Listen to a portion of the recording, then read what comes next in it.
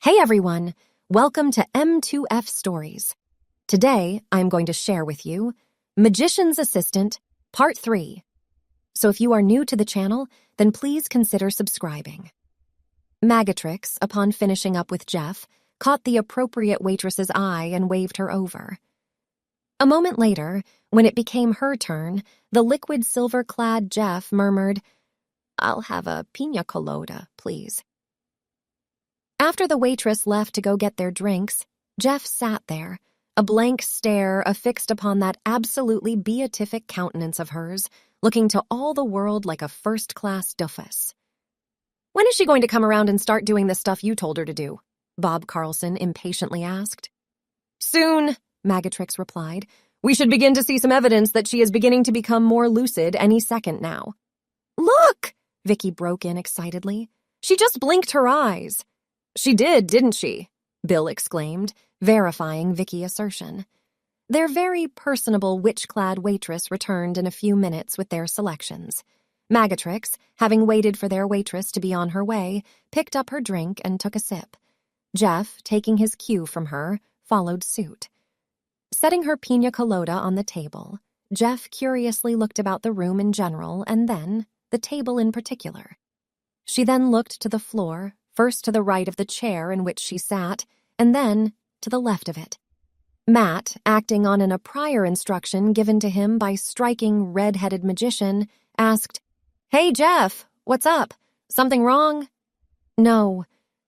Jeff's ever-so-sultry voice purred in reply.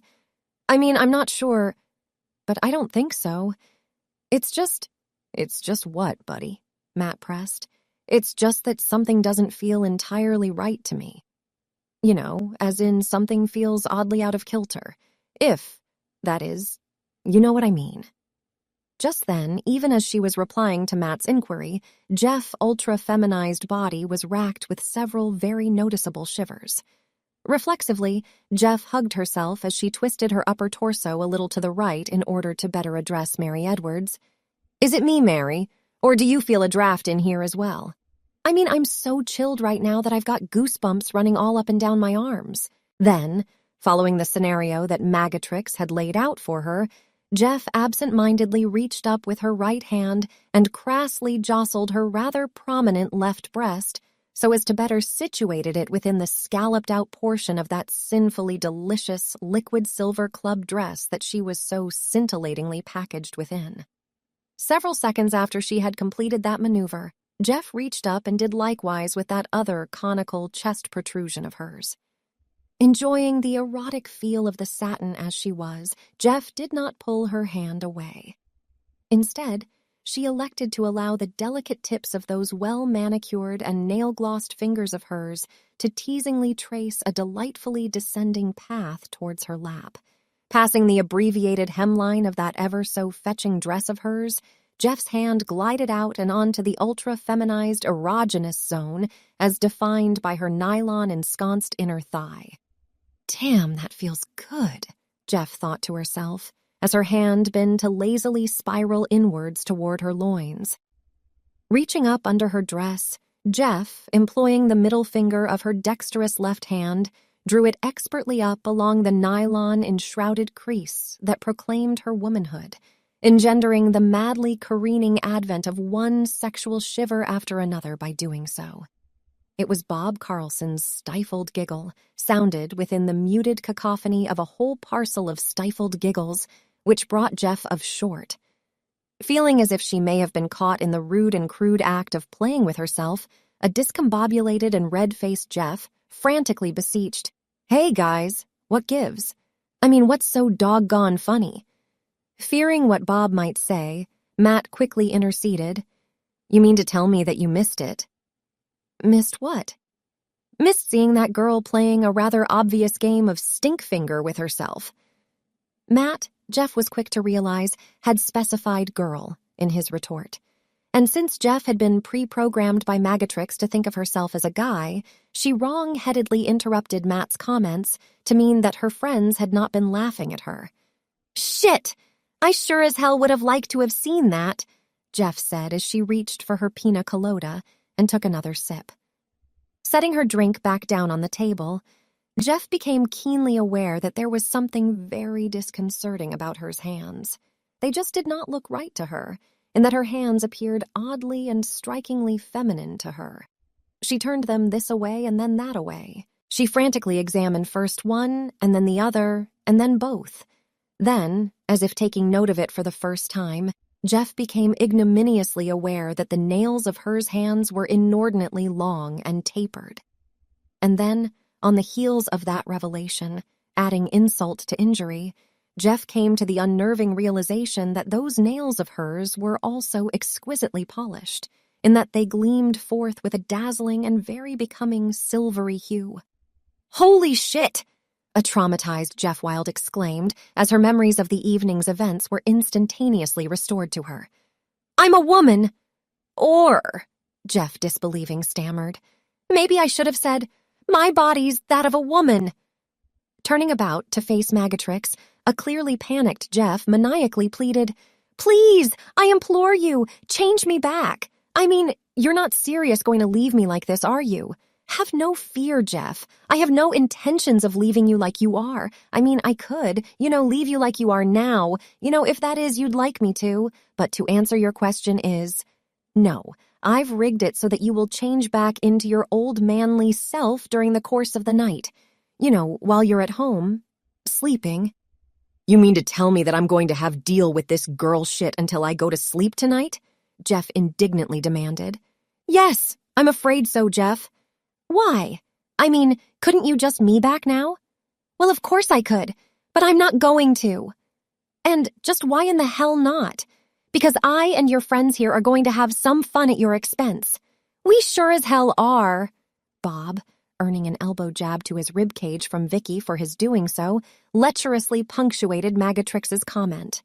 "Whoa!" Jeff clamored as she got unsteadily to her feet. "These damn high heels are going to be the death me." Holy shit, I've got to tell ya. This being a girl is really, really weird. I mean, my center of gravity seems to be all out of kilter. "Well," Mary scoffed as she reached over and discreetly pulled down on the hemline of the liquid silver dress that Magatrix had decked Jeff out in. "I guess it goes without saying that it would be. Given the fact that you've got breasts now." "Ah, Mary," Bob Carlson mockingly complained. "Now why in the world did you have to go and straighten out Jeff's dress like that? I mean, I was kind of hoping to get an up-close and personal view of that new little honeypot of his, or hers, or whomever, and you go and ruin it." "Jeff," Magatrix directed, "how about you try taking a few steps?" Jeff did as she was told. Using her arms to balance herself, she gingerly took a few steps, turned, and retraced them. "Okay, do it again, but this time take a few more steps away from table before you turn." Once again, Jeff did as instructed. "Good! You see, you're starting to hang of 'em. As in you did better that time than you did before." "Hey, Jeff," Matt called out. "How's it feel? You being a girl and all." "Actually," Jeff, having paused for a moment to consider her answer, continued on to say, "While it's still going to take some real getting used to, it's nowhere near as bad as I first thought it would be. Hey, do you think they've got a mirror around here somewhere that's big enough for me to get a good look at myself, because I'd really like to see for myself what I look like as a girl?" "Tell you what," Magatrix cheerfully offered, "there's a full-length mirror back in my dressing room that you could use. So tell you what, why don't you and I and the rest of these young ladies head on back there now, so that you can get a look-see at yourself." "Hey," Bob broke in, "what about us? Can't the guys go too?" "No," Anne smugly teased. "This is strictly a girl thing. No guys allowed." "Yeah," Vicky concurred. "You guys just stay here and talk about whatever it is you guys talk about when we girls aren't around." "Oh my!" Jeff, whose mannerism were becoming more those of a woman with every passing second, excitedly exclaimed as she caught the first glimpse of herself in the mirror. "I mean, I knew that I looked good, but I had no idea I looked that good." "So," Magatrix said, "I take it that you like the new you?" "Oh, yeah." Jeff, cupping those new boobies of hers as she did so, turned to get a better look at her profile. "I like the new me a lot. I mean, I'm everything I like in a woman and then some. I mean, my legs, my ass, my tits, they're all absolutely fabulous. You know, as in their perfection personified. And my face, it's, it's so friggin' fantastic that it damn near takes my breath away. You know, as in it's both innocent and impishly sultry all at the same time. My, Vicky jealously murmured under her breath. Somebody here is certainly full of themselves, and that someone sure isn't me. Yeah. Anne, who had heard Vicky utter her snide remark, muttered, "You're right about that, kiddo. Jeff really is full of herself." However, all things considered, given how beautiful he, as a she, is, you've got to admit that Jeff has every right to gloat. You know, owing to the fact that there's no getting around the fact that she's absolutely gorgeous. Well, what do you know? Bill beamed. By the look of things, they appear to be on their way back.